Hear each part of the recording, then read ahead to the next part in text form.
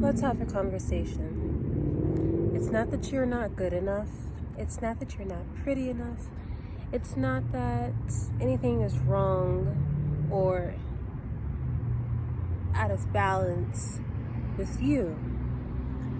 This moment in time is teaching you about yourself.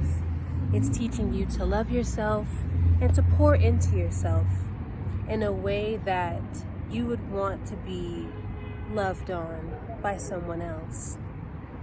This time period that we're experiencing and have been experiencing, if you're a part of this collective, has been a time period of deep introspection to come out and flourish as the butterflies that we are, as the phoenixes that we are. You see, it's not that you did something wrong in the relationship or the friendship, and it's not to say that some of those friendships cannot return. It's simply that you were in a different vibration and mental space at that time, and the Most High needed you to be isolated to understand yourself and your world before coexisting with the rest of this world. And I hope that makes sense.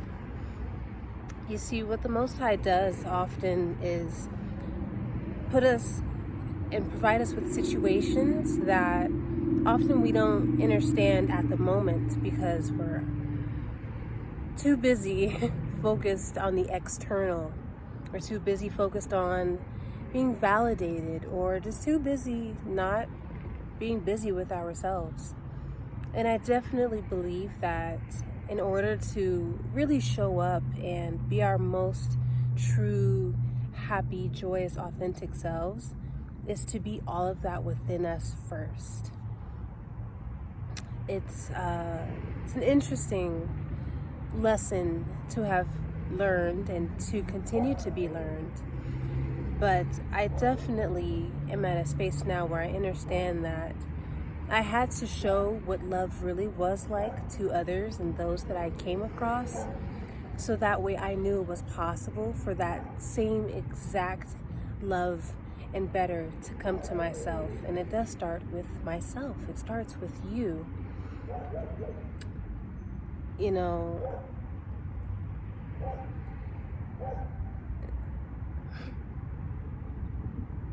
there's definitely some friendships and people that I'll say I quote unquote lost. However, I do believe that we encountered one another to be representatives of what great is. And even though we couldn't show up as fully great at that time of our interaction and of our meeting and knowing each other, we at least know that it's possible. And that's all that sometimes this thing really is about, is to know that something is possible.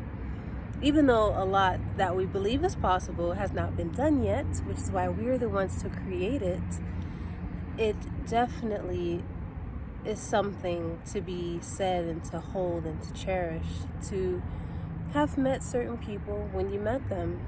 And although we might not have been our greatest selves at the time, we were as great as we could be. And that's what it is.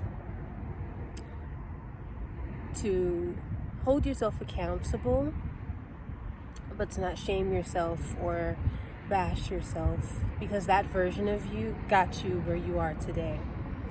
So am I going to be perfect? Will I ever be perfect? Is perfection a thing? Probably not. However, being bold and being loving and being my authentic self has always been natural. And the more we grow, the better we become, and the better I can be of service to those that I'm meant to serve in this lifetime in the various ways that I do so, and that you will do so. So, thank the past versions of yourselves. They were not perfect. They did not know any better. If you knew better, you would have done better. So free yourself from those chains and those shackles of I should have, when you did. It's kind of like our parents. Different topic for a different day. But I would like to believe that they did the best that they could with the knowledge and the means that they had. And so when we're navigating this space and we're learning and growing with ourselves into thriving individuals, just know that it's not for nothing. It's not for nothing. And you're still here for a reason.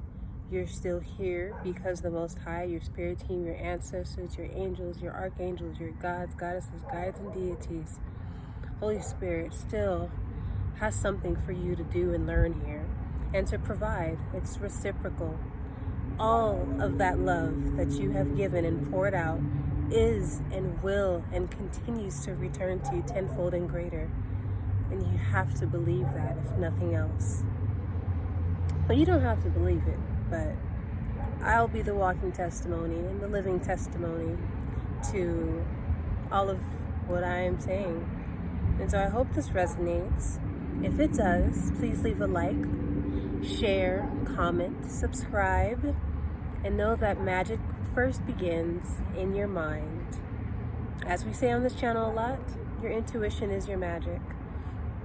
I did not intend to come to this area today. I just knew that I wanted to get out of my house and I wanted to go for a walk, and I ended up finding this beautiful location. So oftentimes when you get that nudge, that feeling, it's for a reason. And no, it's not always because of something negative. There's something for you to discover. There's so many treasures out here, including yourself. And self-discovery is the name of the game. Self-discovery leads to self-mastery, leads to thriving for self and the collective. So with that being said, don't you ever forget to give yourself grace, have gratitude, and never forget to stay magical always.